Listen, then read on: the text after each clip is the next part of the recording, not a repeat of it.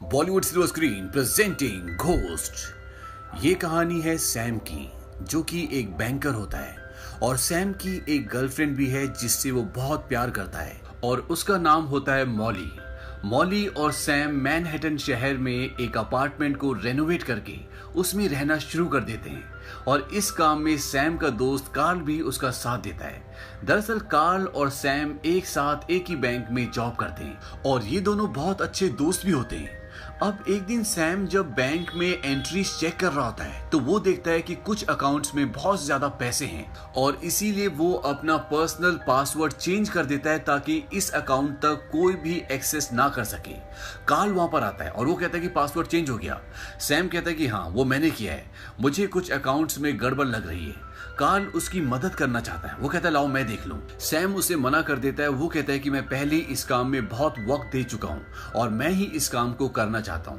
Karl वहां से चला जाता है। अब उसी शाम को जब सैम अपनी गर्लफ्रेंड मॉली के साथ एक प्ले जिसका नाम मैकबेथ है वो देख कर आ रहा होता है तो एक चोर उन पर हमला करता है। उसके पास एक गन भी होती है और वो सैम का वॉलेट उससे छीनना चाहता है और जब सैम उसे रोकता है तो उससे गोली चल जाती है। सैम उसका पीछा करता है लेकिन वो भाग जाता है। लेकिन सैम जब वापस आता है तो वो देखता है कि उसकी बॉडी मॉली की गोद में है और मॉली रो रही होती है। तभी ऊपर से एक रोशनी आती है, लेकिन इससे पहले कि कुछ और हो पाता वो रोशनी गायब हो जाती है और सैम को पता चल जाता है कि वो मर चुका है और अब वो एक आत्मा है। उसे कोई नहीं देख सकता, कोई नहीं सुन सकता और ना ही वो किसी को छू सकता है। सैम इस बात से परेशान होता है। सैम की बॉडी को हॉस्पिटल ले जाया जाता है और सैम भी वहां पर अपनी बॉडी के साथ मॉली के साथ जाता है। तभी उसके पास एक बूढ़ा आदमी आता है और वो उससे बातें करना शुरू कर देता है। सैम को पता चलता है कि ये भी एक आत्मा है और वो उसके साथ कुर्सी पर बैठ जाता है। वहीं सामने एक आदमी जिंदगी और मौत से लड़ रहा होता है। डॉक्टर उसे इलेक्ट्रिक शॉक दे रहे होते हैं।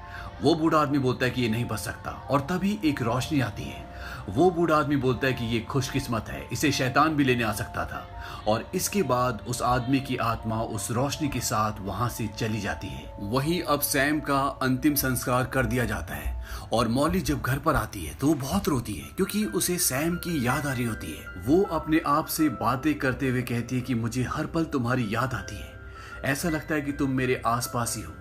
सैम उसके पास आता है और वो कहता है कि मैं यहीं पर हूँ। वहां पर एक बिल्ली होती है और जब सैम ये कहता है तो बिल्ली रिएक्ट करती है और सैम उसकी आंखों में देखता है और बिल्ली वहां से चिल्लाकर भाग जाती है क्योंकि बिल्ली आत्मा को महसूस कर सकती है। और यहाँ पर मॉली को भी ऐसा एहसास होता है कि सैम उसके आसपास ही है। वो उसका नाम पुकारती है लेकिन अगले पल ही वो हकीकत की जिंदगी में आ जाती है। अब अगले दिन सैम का दोस्त कार्ल उसके घर पर आता है। दरअसल वो उसके ऑफिस के कुछ डॉक्यूमेंट्स लेना चाहता है जो ऑफिस के लिए जरूरी है और वो वहां से जब डॉक्यूमेंट्स लेकर जा रहा होता है तभी मॉली उसे रोकती है। दरअसल वो एक बॉक्स एक्स्ट्रा ले जा रहा होता है जिसमें सैम का सामान होता है। मॉली कार्ल से वो बैग वापस ले लेती है। कार्ल मॉली को बोलता है तुम मेरे साथ बाहर क्यों नहीं चलती। मॉली मना कर देती है और जब वो उसे इंसिस्ट करता है और ये कहता है कि मरने वालों के साथ मारा नहीं चाहता, मॉली उसे एक थप्पड़ मार देती है। कार्ल इस बात को माइंड नहीं करता क्योंकि वो जानता है कि मॉली अभी दुख में है और वो उसे फिर से बाहर चलने के लिए कहता है। मॉली को भी इस बात का पछतावा है जो उसने कार्ल के साथ किया और वो उसके साथ बाहर घूमने के लिए चली जाती है। सैम की आत्मा घर पर ही रहती है और कुछ ही देर बाद बाहर से कोई दरवाजा खोलता है और अंदर वही आदमी आता है जिसने सैम का वॉलेट छीना था, जिसने उसका मर्डर किया था। सैम उसे देखकर हैरान होता है और उसे गुस्सा भी आता है और वो उस पर हमला करना चाहता है, उसे मारना चाहता है। लेकिन सैम एक आत्मा है, एक हवा है, वो किसी को छू नहीं सकता और इसीलिए वो उसका कुछ भी नहीं कर पाता। वो आदमी ऊपर जाता है और सामान की तलाशी लेना शुरू कर देता है। ऐसा लगता है वो किसी जरूरी चीज को ढूंढ रहा है और तभी दरवाजे पर मॉली आ जाती है। सैम चिल्ला चिल्लाकर मॉली को यह बताना चाहता है कि तुम चली जाओ, वो कातिल यहीं पर है, वो तुम्हें भी मार देगा। लेकिन मॉली उसे नहीं सुन सकती और वो अपने कमरे में जाकर कपड़े बदलना शुरू कर देती है।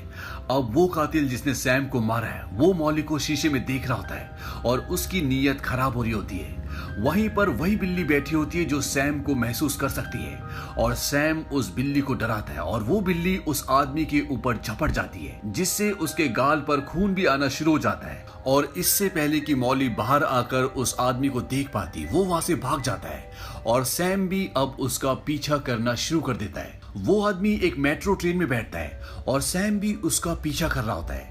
तभी सैम देखता है कि मेट्रो में एक और आत्मा बैठी होती है और वो सैम पर हमला कर देती है और दरवाजे का एक गिलास तोड़ते हुए ये कहती है कि ये इलाका मेरा है, तुम यहाँ से दूर रहो। सैम इस बात से हैरान होता है कि उसने गिलास को कैसे तोड़ा, क्योंकि सैम भी एक आत्मा है लेकिन वो किसी भी चीज को छू नहीं सकता। अब सैम वहां से उस आदमी का पीछा करते करते उसके घर तक पहुंच जाता है और सैम देखता है कि वो आदमी जिसने उसका कत्ल किया था वो किसी को फोन करता है और वो कहता है कि मैं नहीं ला पाया, वो घर आ गई थी, मैं 1-2 दिन बाद दोबारा जाऊंगा और ले आऊंगा। और ये कहकर वो फोन रख देता है। लेकिन सैम हैरान होता है कि वो आदमी उसके घर से क्या हासिल करना चाहता है। साथ ही साथ अब इस आदमी की मौली के प्रति नीयत भी खराब हो चुकी है, इसीलिए सैम को मौली की चिंता भी होती है। लेकिन वो कुछ नहीं कर सकता क्योंकि वो अपनी बात किसी को सुना नहीं सकता, किसी चीज को छू नहीं सकता। और इसी परेशानी में सैम वहां से निकल जाता है। अब जब वो वहां से निकलता है तो वो देखता है कि सामने एक स्पिरिचुअल एडवाइजर का ऑफिस होता है और जब वो उस ऑफिस के अंदर जाता है तो वहां पर एक लेडी होती है। इस लेडी का नाम होता है ऑडा मे ब्राउन और ये इस बात का दावा करती है कि ये आत्माओं से बात कर सकती है, इसीलिए यहाँ पर लोग अपने मरे हुए रिश्तेदारों से बात करने के लिए आते हैं। लेकिन ऑडा के अंदर ऐसी कोई भी शक्ति नहीं होती। दरअसल उसकी माँ और उसकी माँ की माँ ये काम किया करती थी, उनके अंदर ये शक्ति थी, लेकिन ऑडा के अंदर ये शक्ति नहीं होती। अब सैम यहाँ पर सब कुछ देख रहा होता है और उसकी झूठी बातों पर उसे हंसी आ रही होती है, इसीलिए बीच बीच में वो कुछ कुछ बोल रहा होता है और ऑडा को सैम की बातें सुनाई दे रही होती है और इस बात से वो डर जाती है और वहां से भाग जाती है। सैम भी इस बात से हैरान और खुश भी होता है कि कम से कम कोई तो उसकी आवाज को सुन सकता है। वो ऑडा से कहता है कि तुम्हें मेरी मदद करनी होगी क्योंकि जिस आदमी ने मुझे मारा है वो 2 दिन बाद मेरे घर दोबारा जाएगा और वो मेरी गर्लफ्रेंड मॉली को भी मार सकता है। हालांकि ऑडा उसकी आवाज सुन सकती है और ये शक्ति उसकी माँ और उसकी माँ की माँ के अंदर भी थी, लेकिन ये सारा एक्सपीरियंस ऑडा के लिए नया है, इसीलिए उसके अंदर डर होता है और वो किसी भी चीज में फंसना नहीं चाहती, इसीलिए वो मना कर देती है। लेकिन सैम उसे मनाने के लिए दिन रात उसके चारों तरफ गाने गाता है, उसे सोने नहीं देता और थक हार के ऑडा को उसकी बात माननी पड़ती है। ऑडा मॉली को फोन करती है और उसे सैम के बारे में बताती है, लेकिन मॉली उसकी बात पर विश्वास नहीं करती क्योंकि सैम मर चुका है और वो आत्माओं पर विश्वास नहीं करती। इसके बाद सैम और ऑडा मॉली के यानी कि सैम के घर जाते हैं। वहां पर ऑडा मॉली से बात करने की कोशिश करती है लेकिन वो अपना दरवाजा नहीं खोलती, इसीलिए ऑडा बाहर से चिल्ला चिल्लाकर मॉली को कुछ ऐसी बातें बताती है जो बातें या तो सैम को या मॉली को बताती और मॉली इन बातों को सुनने के बाद ऑडा को ऊपर बुलाती है और उससे बात करना शुरू करती है। लेकिन अभी भी मॉली को ऑडा पर पूरी तरह से विश्वास नहीं है, लेकिन जब ऑडा उसे एक बहुत पर्सनल बात बताती है तो मॉली को उस पर विश्वास हो जाता है। मॉली कहती है कि सैम मर चुका है, वो वापस क्यों आया? सैम कहता है कि मुझे भी नहीं पता। ये बात मॉली नहीं सुन सकती। ऑडा कहती है कि शायद सैम दूसरी दुनिया और इस दुनिया के बीच में फंस गया है, ऐसा कभी कभी होता है। सैम ऑडा को बोलता है कि जो बातें मैं तुम्हें कहूंगा तुम्हें एक एक शब्द मॉली को बताना होगा और वो ऐसे ही करती है। सैम अपनी बातें ऑडा के जरिए मॉली को बताता है। वो मॉली को बताता है कि तुम्हारी जान को खतरा है, जिस आदमी ने मुझे मारा था मैं उसे जानता हूँ, उसका नाम विली लोपेज है। सैम उसे विली लोपेज का पता भी लिखवाता है और साथ साथ में ये भी बताता है कि जब तुम काल के साथ घूमकर घर पर वापस आई थी तो वो यहीं पर था, उसके पास मेरा बटुआ है, चाबियां हैं और उसे कुछ चाहिए जो इस घर में है। सैम मॉली को यह भी बताता है कि मेरी मौत कोई हादसा नहीं थी बल्कि मेरा मर्डर हुआ था और तुम्हें ये सब कुछ पुलिस को बताना होगा। ये सब सुनने के बाद ऑडा थोड़ा डर जाती है, वो इस सब लफड़े में नहीं पड़ना चाहती, इसीलिए वो सब कुछ बताकर वहां से चली जाती है और सैम को कहती है कि आज के बाद मेरा पीछा मत करना, तुम जियो मरो उससे मुझे कोई लेना देना नहीं। ऑडा वहां से निकल जाती है और मॉली अब इस बात से परेशान है। वो ये सारी बातें काल को बताती है और उसे उस आदमी का एड्रेस भी देती है जो उस औरत के जरिए सैम ने मॉली को लिखवाया है। कार्ल इस बात पर विश्वास नहीं करना चाहता और वो मॉली को भी समझाता है कि ऐसा नहीं हो सकता, लेकिन मॉली के कहने पर वो कहता है कि ठीक है, मैं इसकी छानबीन करूंगा। और वो उस पते पे जाता है जो मॉली उसे देती है, जो मॉली को सैम ने दिया था। सैम भी कार्ल के साथ जाता है और जब कार्ल उस जगह पर पहुंचता है तो वहां पर वो आदमी होता है जिसका नाम विली है, जिसने सैम का कत्ल किया है। कार्ल इस आदमी को पहले से जानता है और वो विली से कहता है कि तुम्हारे बारे में कोई सब कुछ जानता है, कोई औरत है जो जानती है कि तुमने सैम का कत्ल किया है। वो तुम्हारा एड्रेस जानती है, तुम्हारा नाम जानती है। अब तुम किसी भी कीमत पर उस औरत को ढूंढो और उसे खत्म कर दो। कार्ल विली को यह भी बोलता है कि एक वाहियात कंप्यूटर में मेरे $4 मिलियन फंसे हुए हैं और ये पैसे ड्रग डीलर्स के हैं, और अगर हमने उनके पैसे उन्हें वक्त पर नहीं लौटाए तो तुम्हारी और मेरी जान गई समझो। इन पैसों में $80,000 कार्ल्स के भी होते हैं। दरअसल ये पूरा का पूरा केस ब्लैक मनी को व्हाइट मनी में बदलने का होता है, जिसमें कार्ल कुछ ऐसे ड्रग डीलर्स का साथ दे रहा होता है जिनका पैसा वो ब्लैक से व्हाइट करना चाहता है। और जब सैम को इस बारे में पता चलता है तो वो पासवर्ड बदल देता है और इसकी तहकीकात करना शुरू कर देता है। इसीलिए कार्ल इस आदमी को हायर करता है ताकि वो उससे उसका बटुआ छीन ले जिसमें पासवर्ड है। लेकिन उसी दौरान विली सैम को मार देता है। हालांकि कार्ल ने ये ऑर्डर्स नहीं दिए होते, लेकिन सैम की मौत हो जाती है और अभी भी उनके पास वो पासवर्ड नहीं है। वो पासवर्ड सैम के घर में उसकी डायरी में है और उसी डायरी को हासिल करने के लिए विली उसके घर पर गया होता है। कार्ल उसे बोलता है कि घर की चाबी मुझे दे दो, वो मैं खुद हासिल कर लूंगा। और कार्ल वहां से चाबी लेकर निकल जाता है और जब वो अपनी गाड़ी के पास पहुंचता है तो सैम भी वहां पर होता है और वो उसे मारने की कोशिश करता है क्योंकि उसके अंदर एक दुख होता है। उसके दोस्त ने उसे धोखा दिया है, लेकिन वो उसे छू नहीं सकता।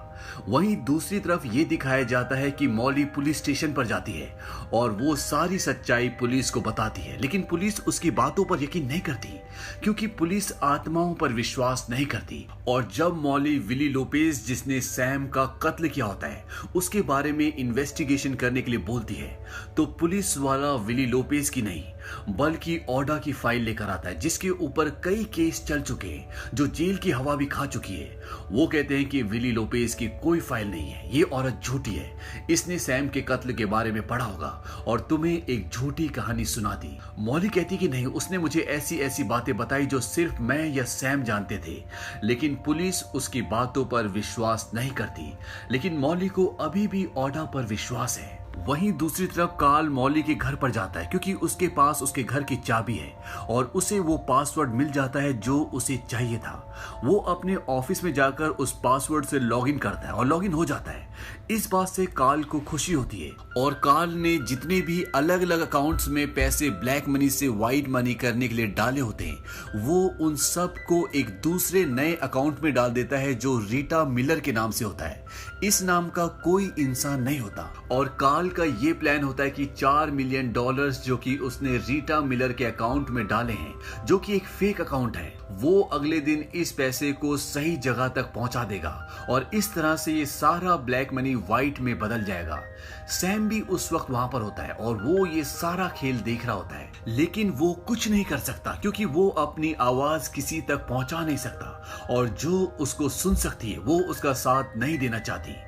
कार्ल अब खुश है और इसीलिए वो मॉली के घर पर जाता है और उसके साथ सहानुभूति दिखाता है क्योंकि जो उसको चाहिए था वो उसे मिल चुका है और वो अब मॉली को भी हासिल करना चाहता है। वो मॉली से मीठी मीठी बातें करता है और उसे अपनी बातों में फंसा लेता है। वो उसे कहता है कि जिंदगी में हमें आगे बढ़ना चाहिए, अब सैम इस दुनिया में नहीं है, और वो मॉली को किस करने वाला होता है कि सैम इन सब बातों को बर्दाश्त नहीं कर पाता और वो उनकी तरफ कूदता है, लेकिन वो उनके शरीर से टच नहीं हो सकता। लेकिन वहां पर सैम की और मॉली की एक फोटो होती है, वो गिर जाती है और जब मॉली उस फोटो को देखती है तो वो कार्ल को मना कर देती है। वहीं सैम भी इस बात से हैरान होता है कि ये फोटो गिर कैसे गई और सैम मेट्रो में जाता है जहां पर वो आत्मा है जिसने दरवाजे का ग्लास तोड़ा होता है और वो उस आत्मा से पूछता है कि तुम ये सब करते कैसे हो। वो आत्मा उसे सिखाती है। वो बोलते कि तुम्हें अपने दिमाग से काम लेना होगा, तुम्हें लगता है कि तुम जिंदा हो, तुम एक शरीर हो, ये सब बकवास है। अगर तुम किसी चीज को छूना चाहते हो तो तुम्हें अपने अंदर का गुस्सा, प्यार, नफरत सबको एकत्रित करना होगा और अपने दिमाग का इस्तेमाल करना होगा, और इस तरह से तुम किसी भी चीज को छू पाओगे। शुरू में सैम को ये सब करने में बहुत परेशानी होती है, लेकिन बाद में वो समझ जाता है कि इसका इस्तेमाल कैसे किया जाता है, और वो वहां से ओडोमी के पास जाता है। ओडोमी के चारों तरफ बहुत सारी आत्माएं होती हैं, क्योंकि पहले ओडोमी ये सब नहीं कर पाती थी, लेकिन अब ओडोमी सच में आत्माओं से बातें कर सकती है। सैम उससे दोबारा मदद मांगता है, लेकिन वो मना कर देती है। वो कहती है कि मैं इन सब में नहीं फंसना चाहती और तुम भी अपनी पुरानी जिंदगी को भूल जाओ। और ओडोमी वहां पर जितनी भी आत्माएं होती है सबको जाने के लिए कहती है। वहां पर एक आदमी आता है और वो उसके सामने बैठ जाता है। ये आदमी विली लोपेज होता है, जिसे ओडोमी नहीं पहचानती। ये वही आदमी है जिसने सैम को मारा है और अब वो ओडोमी को मारने के लिए आया है। सैम बोलता है कि विली तुम भागो यहाँ से, और ओडोमी वहां से भागकर अपने आप को एक रूम में बंद कर लेती है। विली बाहर से गोलियां चलाता है, लेकिन ओडोमी की जान बच जाती है। सैम ओडोमी को बोलता है कि ये लोग वापस लौटकर जरूर आएंगे, और अगर तुम इन सब चीजों से छुटकारा पाना चाहती हो तो मेरे पास एक प्लान है, तुम्हें मेरा साथ देना होगा। वो बोलता है कि तुम्हें एक नकली आईडी बनानी होगी, और ये आईडी बनेगी रीटा मिलर के नाम से, और वो ऐसे ही करती है। और सैम अगले दिन उसे अपने उस बैंक में ले जाता है जहां पर वो काम करता था, और वो वहां पहुंचने के बाद ओडोमी को अपने आप को रीटा मिलर नाम से इंट्रोड्यूस करने के लिए बोलता है, और वो ऐसे करती है। इसके बाद ओडोमी बैंक वालों से सिग्नेचर कार्ड मांगती है।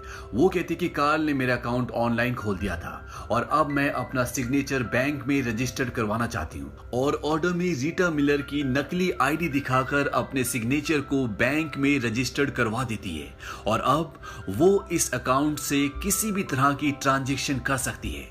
वो उस मंजिल में जाती है जहां से वो कैश निकाल सकती है। सबसे पहले वो कहती है कि मुझे ये अकाउंट बंद करवाना है, और मेरे अकाउंट में जितना भी पैसा है यानी कि $4 मिलियन हैं, उनका मुझे कैशियर चेक चाहिए। और ऐसे ही होता है, वो रीटा मिलर के अकाउंट को बंद करवाकर वहां से $4 मिलियन का कैशियर चेक लेकर निकल जाते हैं। ओडोमी इतना पैसा पाकर बहुत खुश है, लेकिन सैम उसे बोलता है कि पैसों का मोह छोड़ दो, ये तुम्हारे पैसे नहीं हैं। तभी सैम को वहां पर सड़क पे चैरिटी के लिए कुछ लोग पैसे मांगते हुए दिखते हैं, और वो ओडोमी को बोलता है कि ये चेक उन्हें दे दो।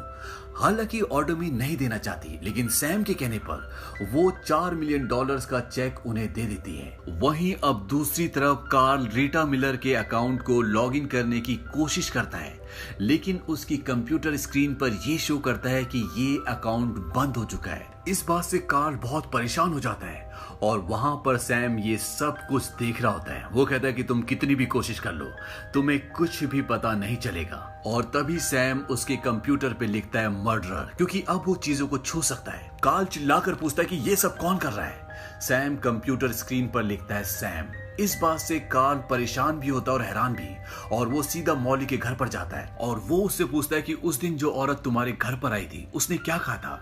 मॉली कहती कि वो सब गलत था, वो सब झूठ था। आज जब मैं बैंक में गई थी तो वो औरत भी वहां पर थी, और वो अपना अकाउंट बंद करवाने के लिए आई थी, और उसका नाम ओडोमी नहीं है बल्कि उसका नाम रीटा मिलर है। दरअसल जिस वक्त सैम और ओडोमी बैंक में ये सारी प्रक्रिया कर रहे होते हैं, उस वक्त वहां पर मॉली भी आती है, और उसे एक एम्प्लॉय बता देता है कि इसका नाम रीटा मिलर है।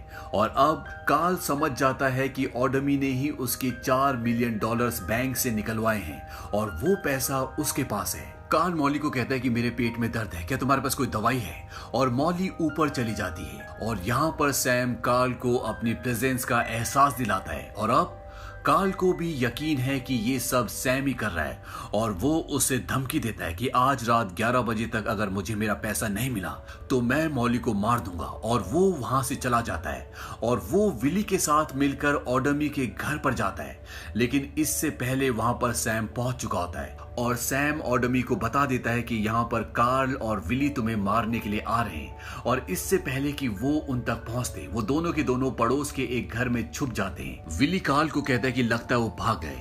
कार्ल कहता है कि मैं नीचे देखता हूं, और वो नीचे चला जाता है, और ऊपर विली अकेला होता है, और सैम उसे बहुत बुरी तरह डराता है। वो कभी पानी का नल चालू कर देता है, कभी तस्वीरों को गिरा देता है, क्योंकि वो अब चीजों को छू सकता है। विली डरकर भागना शुरू कर देता है, और वो एक गाड़ी से टकरा जाता है और तभी वो उठता है। उसके सामने सैम होता है। सैम बोलता है कि तुम मर चुके हो बिली। और बिली देखता है वहां पर उसकी बॉडी पड़ी होती है।